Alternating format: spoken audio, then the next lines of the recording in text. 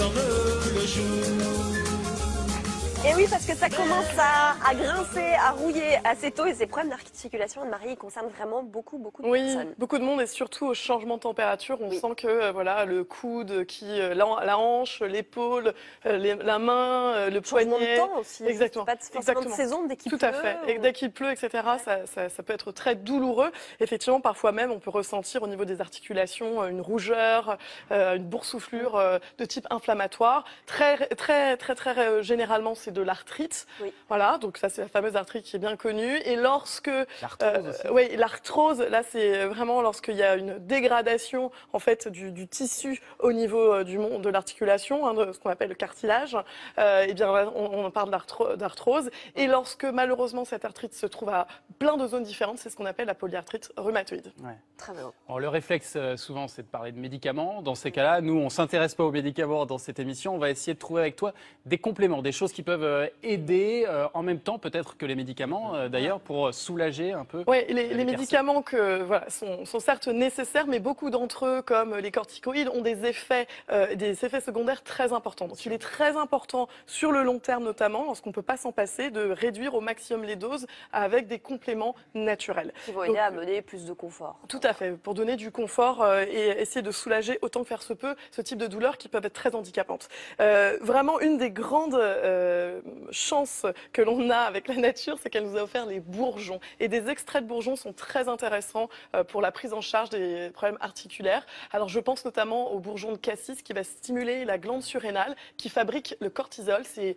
un anti-inflammatoire naturel à partir duquel on a créé la fameuse cortisone synthétique. Voilà, exactement. Donc là, le bourgeon de cassis, excellent. Alors ce sont des extraits, quelques petites gouttes que vous allez prendre dans un verre d'eau, 2 à 3 prises avant un repas. Au quotidien, ça va vous permettre vraiment vous aider en un point de vue anti-inflammatoire. C'est toujours sous forme comme ça, liquide. Exactement, c'est des formes liquides, des petits flacons, vous voyez, de la taille des flacons d'huile essentielle par exemple. Ouais. Vous avez aussi les bourgeons de sapin lorsqu'il y a une décalcification, c'est-à-dire une perte du calcium et un début d'ostéoporose qui s'associe à ce problème-là, donc qui peut être intéressant. Ouais. Vous avez aussi les bourgeons de vigne, très intéressants lorsque l'arthrite touche les mains et que vous avez des nodosités, des déformations, donc ça c'est important. Et la vigne vierge, bourgeon de vigne vierge, lorsque là, vous avez une forme très évolutive, très rapide de dégradation aussi au niveau articulaire. Ça, c'est ce qu'on appelle la gémothérapie. Exactement. Les spécialistes, hein, voilà, ça n'a rien à voir avec l'astrologie. Ouais. Hein, c'est la gémothérapie. Gémeaux, c'est pas les pierres. Oui, je croyais que c'était ça, oui. Je croyais que c'était les pierres. Ah oui, non. Là, G-E-2-M-O, gémothérapie, c'est vraiment la thérapie par les bourgeons. Et donc, c'est quelque chose que je vous recommande de regarder de près si vous êtes touché par des problèmes articulaires. Et si on en cueille directement sur l'arbre, parce que moi j'ai des sapins, j'ai plein de trucs, ça marche ou pas? Alors, parle-en à ton médecin plutôt. Ben non, mais on peut manger des fruits de la nature.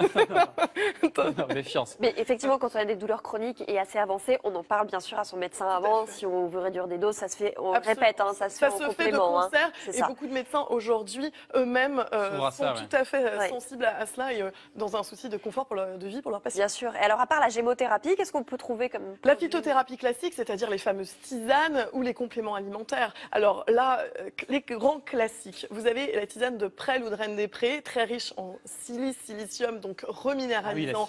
Voilà, ça c'est vraiment très important. Ou le bambou, très connu également pour ces aspects-là. Vous avez une résine qui est beaucoup utilisée en médecine ayurvédique. Cette médecine indienne, c'est la résine de Boswellia serrata, très intéressante également. Et enfin, 2 compléments alimentaires. C'est facile à trouver, parce que c'est la première fois que j'entends ça. C'est dans les magasins bio qu'on peut retrouver ça. Et 2 compléments que vous avez certainement vus dans les pharmacies, c'est en fait le sulfate de chondroïtine. D'accord, et le glucosamine, N-acétylglucosamine exactement. Et en fait, c'est naturellement, c'est naturellement fabriqué. Ne vous inquiétez pas, vous retrouverez ça sur Internet, sur France5.fr. Écrit surtout.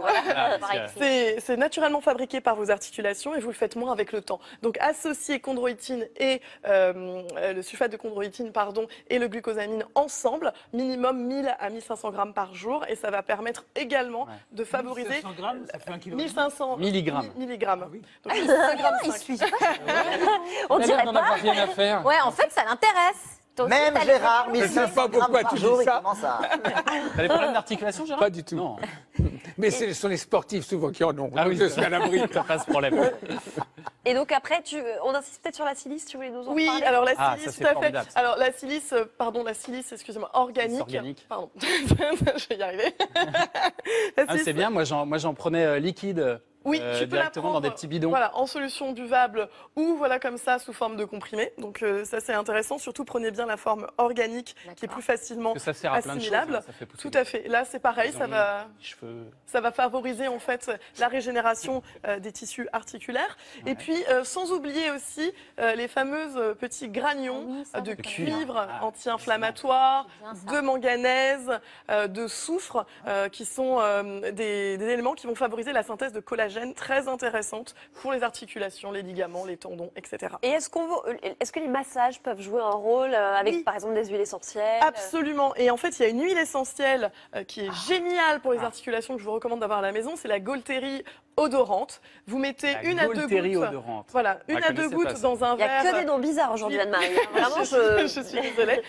C'est les articulations qui va être ça. Ah bah ouais. Donc 2 à 3 gouttes dans un verre d'huile végétale de votre choix que vous pouvez masser sur les zones douloureuses, très riche en acide salicylique, le fameux acide que l'on retrouve en fait dans l'aspirine, mais sans tous les désagréments de l'aspirine, d'accord? Donc ça c'est très important, Ouais.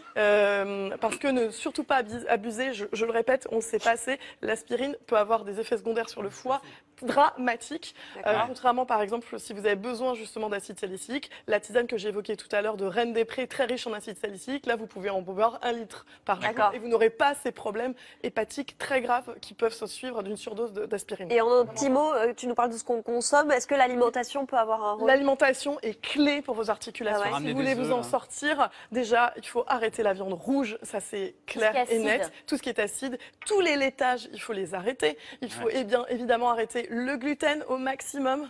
On peut manger quand même ou... Ah mais on mange très bien comme Le ça. sucre, on continue? Voilà. Alors, non, le sucre non, Non. parce que C'est ça. Non plus, enfin bref. Oh bah écoute, tu bois de la Reine des Prés. Hein. Tu bois de la Reine des Prés. Tu bouffes du bourgeon, puis... Non, voilà, exactement. Il y a un livre là-dessus, c'est le régime sénialais. Je vous recommande plutôt les œufs sont très bien parce que vous avez des acides aminés soufrés très intéressants pour la synthèse de collagène, donc beaucoup d'œufs dans votre alimentation.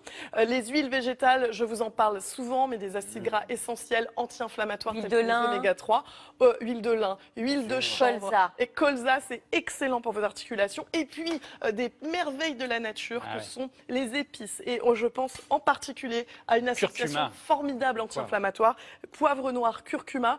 C'est vraiment des multiples études. Oui, parce ont que l'un montré- décuple l'autre, hein, c'est ça? Exactement, c'est vraiment extraordinaire en termes de synergie anti-inflammatoire. Et puis, bien entendu, la poudre de gingembre ou le gingembre, magnifique anti-inflammatoire aussi. Tu le mets dans ta nourriture comme ça, direct? Alors, dans la Sur ta nourriture, viande rouge. de manière très... Non, je rigole. Et Pas dernier pour petit toi, conseil de vie, si vraiment vous avez des articulations très douloureuses, vous pouvez vous exposer un petit peu au soleil. C'est vrai que le soleil a une action immunosuppressive, ça va permettre de soulager un petit peu momentanément. Ouais. Et puis n'abandonnez pas l'exercice physique modéré parce que ça permet quand même d'entretenir le cartilage, etc. Donc même si c'est douloureux, doucement, mais ne l'abandonnez pas, c'est très important. Très bien. Merci beaucoup Anne-Marie. Si vous avez